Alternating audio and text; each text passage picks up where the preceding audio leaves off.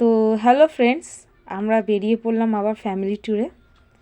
এবার যাচ্ছি ব্যারাকপুরে দাদা বৌদির বিরিয়ানি খেতে। ব্যারাকপুর স্টেশনে নেমেই আমরা বেরোলাম।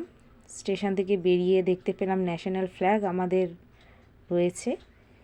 তো চলে এলাম রুট ধরে দাদা বৌদির হোটেলে।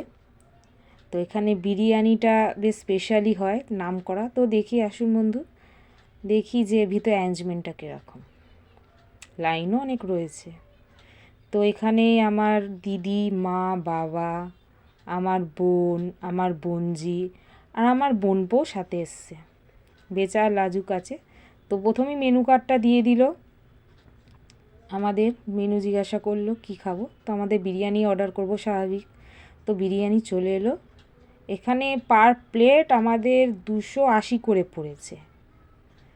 তো দেখি, দেখে তো বেশ ভালোই লাগছে বিরিয়ানিটা। Nice smell.